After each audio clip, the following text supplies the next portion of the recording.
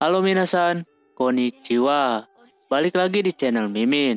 Apa kabarnya kalian semua? Semoga kabarnya baik-baik saja. Di video kali ini, Mimin bakalan bacain alur cerita anime dari deskripsi. Tanpa berlama-lama lagi langsung saja ke video intinya. Audio Jungle. Film dilanjutkan. Nino ternyata pulang ke apartemennya yang lama. Si bapak ngajak semuanya buat kembali ke situ. Tapi Nino udah nyaman sama tempat tinggal yang baru. Katanya, dengan keadaan mereka saat ini yang membuat mereka maju. Tapi kata bapaknya, malah sebaliknya. Bukan malah maju, tapi mundur. Di sisi lain, bapaknya khawatir. Suatu hari bakalan terjadi seperti 5 tahun lalu. Mereka hidup sederhana lagi. Ternyata itu Putaro mau jemput si Nino.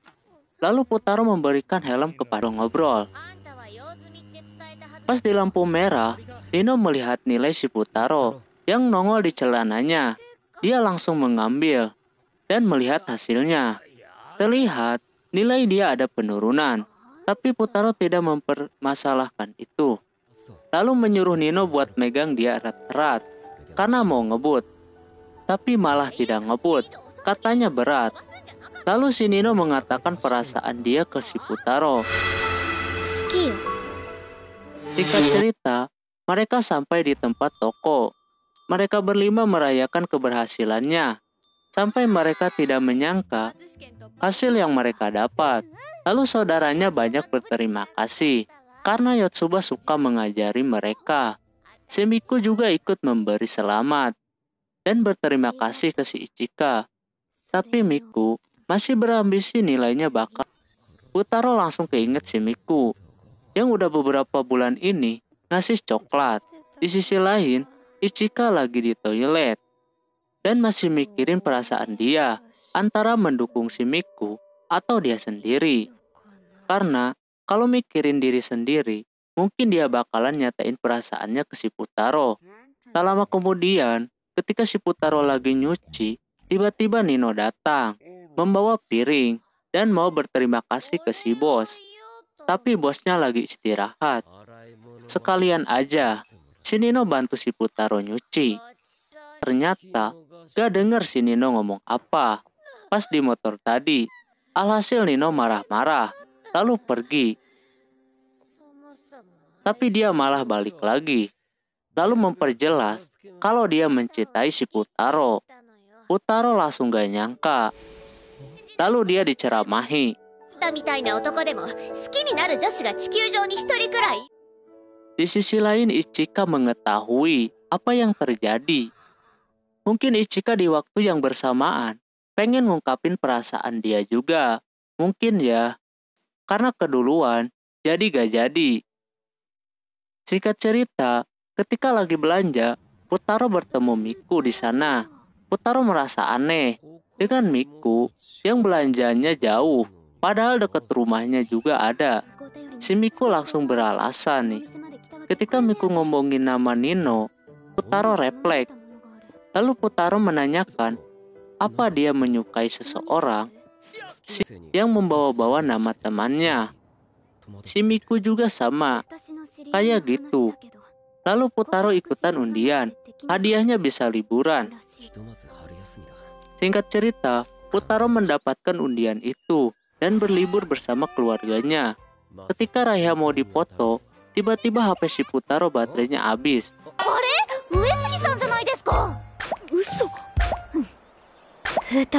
Tak lama, si Miku melihat si Nino dekat sama si Putaro. Alhasil dia cemburu, lalu memanggil nama Putaro dengan nama Pukun. Karena dia malu, dia langsung pergi. Mereka terlihat dekat dengan bapaknya. Seketika si kembar lima cuek terhadap Putaro, tapi si Itsuki ngajak Putaro buat ngobrol. Setelah itu, Putaro ke penginapan. Terus dia melihat Itsuki. Dia langsung mengejar. Anehnya, jalan dia cepat. Pas malam hari, keluarga Putaro mandi bareng. Sesudahnya, Putaro dapat surat. Si Putaro meminta penjelasan apa yang mau diomongin. Itsuki meminta buat jauhin dia karena udah gak mau lagi diajari sama dia. Lalu Putaro emosi dan berpikir kalau dia udah dipengaruhi oleh bapaknya. Setelah itu, tiba-tiba oleh kakek-kakek tadi, yang ternyata itu kakeknya si kembar Nakano. Keesokan harinya, Putaro sulit buat bangun. Pas si Itsuki nelpon si Raiha, si Putaro langsung bangun. Si Itsuki menanyakan, kenapa tidak ke taman? Si Putaro bingung. Lalu mereka memilih mengobrol di tempat lain. Tempat yang mereka pilih adalah pemandian. Di situ mereka mengobrol. Tapi tiba-tiba Nino datang, pengen mandi bareng. Si Putaro malah bikin Nino sakit hati karena gak mengenal dia. Setelah itu, mereka lanjut ngobrol. Kalau di malam itu adalah salah satu dari 4 saudarinya yang nyamar jadi si Itsuki. Si Itsuki juga merasa aneh dengan tingkah laku saudaranya yang lain. Lalu Putaro mengajak curhat, tapi Itsuki gak jawab. Tiba-tiba dia masuk ke pemandian yang si Putaro tempati. Singkat cerita, Putaro dan Itsuki punya rencana buat supaya Putaro bisa masuk kamar si kembar 5. Pas si Putaro masuk, ada 4 Itsuki di sana. Lalu mereka menyuruh menebak satu persatu. Mereka mulai memberikan clue. Terus yang terakhir, dia bercerita yang membuat dia ketahuan kalau itu Yotsuba. Katanya mereka berpenampilan sama karena suruh kakeknya. Jadi kakeknya kalau melihat tampilan mereka beda-beda, si kakek suka nyangkanya sedang gak akur. Setelah panjang lebar, tiba-tiba ada yang datang. Si Putaro langsung bersembunyi di bawah meja. Dan ternyata itu kakeknya. Dia cuma ngecek keadaan doang. Si Putaro punya ide nih. Karena waktu malam, dia membenturkan Itsuki palsu ke tembok. Jadi pasti ada bekas lukanya. Dia langsung ngecek kaki dari keempat orang itu. Lalu ketemu. Tapi gak tahu itu siapa. Lalu mereka keluar. Si Nino ngajak mandi bareng sama si Ichika. Singkat cerita, ketika Putaro keluar, dia dikejutkan dengan Itsuki palsu. Si Putaro terus menebak, tapi salah mulu, yang membuat dia kesal. Lalu Putaro terus melihat gerak-geriknya. Tak lama kemudian, di belakang Putaro ada kakeknya. Si kakek khawatir nih. Si kakek pergi, tapi Putaro mengejarnya karena pengen belajar cara membedakan muka si kembar 5. Di sisi lain, Yotsuba nungguin mereka. Kayaknya mau makan, soalnya dia lapar. Di sisi lain, Nino dan Ichika mandi bareng. Ternyata Nino mau curhat soal percintaan, bahwa dia lagi cinta sama seseorang. Si Ichika yang nyaksiin waktu di dapur itu, jadi dia udah tahu. Ichika berusaha buat Nino berhenti mengejar si Putaro. Tapi Nino masih kekeh sama hatinya, tidak mau nyerah. Malah dia berencana mau gandeng, meluk, dan menciumnya. Setelah itu, terlihat Ichika murung, memikirkan si Nino. Karena Nino mempunyai rencana buat ketemu dengan Putaro dan meminta Ichika untuk mengawasi bapaknya. Tak lama, datanglah si Yotsuba.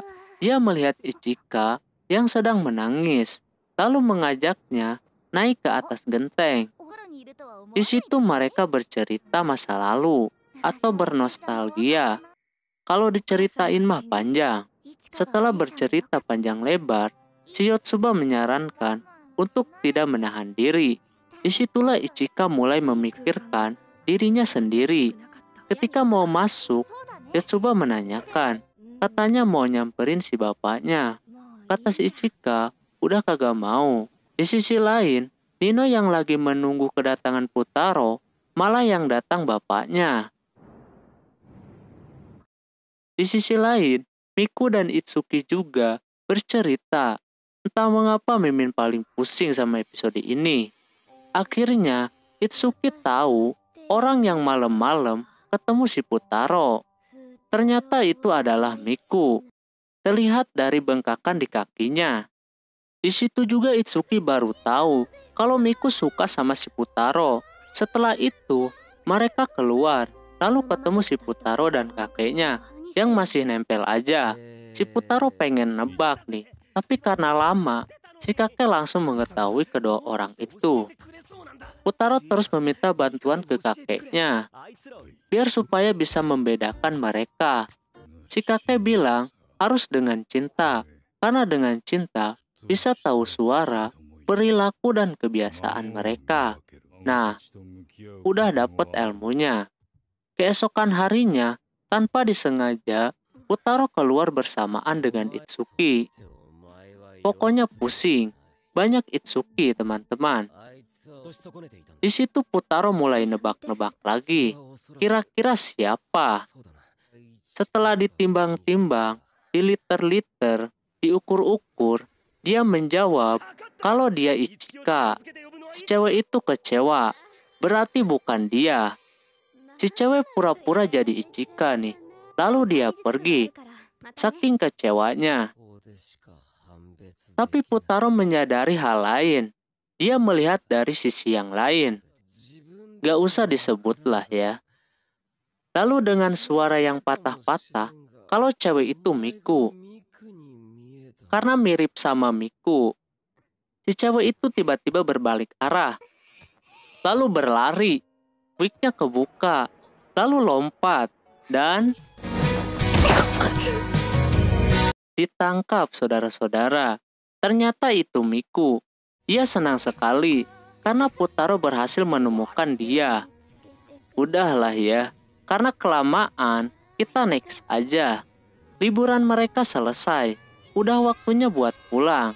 Si kakek ngomong ke si Putaro kalau mereka berlima adalah satu-satunya harapan terakhir si kakek. Karena sebelumnya dia udah kehilangan si Rena. Putaro kaget dong. Lalu si kakek meminta Putaro untuk menyampaikan ke si kembar 5 buat jadi diri sendiri. Setelah itu, Putaro mendekati lonceng. Tiba-tiba ada yang datang, lalu menarik loncengnya. Konon katanya, kalau narik lonceng itu bakal gak bisa dipisahkan. Katanya loh ya. Menurut kalian itu siapa? Apa mungkin itu Rena? Oke, mungkin segitu dulu untuk video kali ini. Semoga kalian terhibur. Maaf bila ada kesalahan dalam penyebutan nama, tempat, atau yang lainnya. Dan sampai jumpa di video selanjutnya. Ya, mata nih. Bye-bye.